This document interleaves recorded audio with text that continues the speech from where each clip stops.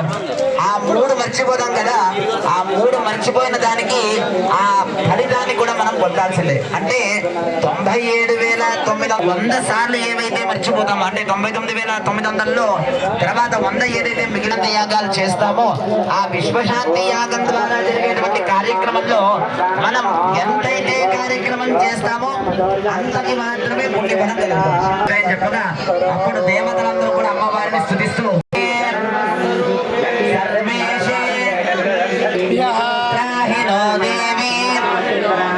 దుర్గే దేవి నమోస్తుతే నమో దేవ్యే జగదంబ విశ్వభావని కూడా తొలగిపోయి అష్టైశ్వర్యాలు కూడా కలగాలని చెప్పి అమ్మవారు ఆశీర్వదిస్తూ ఈ యొక్క చండీ సప్తశతిని ఎవరైతే భక్తి శ్రద్ధలతో ధ్యానిస్తారో మహోన్నతమైనటువంటి చండీ సప్తశతి హవనాన్ని మనం ఈ రోజు అమ్మవారి యొక్క అనుగ్రహం ఎల్లవెల్లా చేసేటువంటి కార్యక్రమంలో ఎటువంటి ఆటంకాలు కూడా ఉండకుండా ఉండడం ఉంటుంది. కాబట్టి అందరూ ఒకసారి చెప్పండి అమ్మా. మామా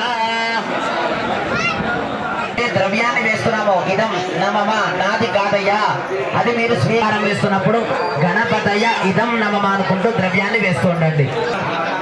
అటుకులు మీ దగ్గర బెల్లం కానీ ఉంటుంది, అటుకులు బెల్లాన్ని కూడా కలుపుకొని ఆ యొక్క ద్రవ్యాన్ని హోమగుండంలో స్వాహానప్పుడల్లా వేస్తూ ఉండండి.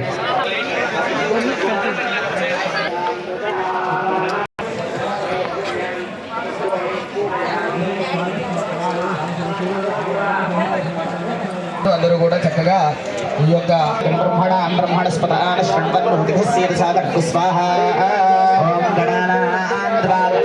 హవామహే కవిం కవీనామపమశ్రవస్తమం జ్యేష్ఠరాజం బ్రహ్మణాం బ్రహ్మణస్పదాన శృణ్వన్నోతభిస్సేన సాదరక్తు స్వాహా. గణపతిం హవామహే కవిం సాదరక్తు స్వాహా. ఓం గణానాం త్వా గణపతిస్పదాన శృణ్వన్నోతభిస్సేన సాదరక్తు స్వాహా. ఓం గణానాం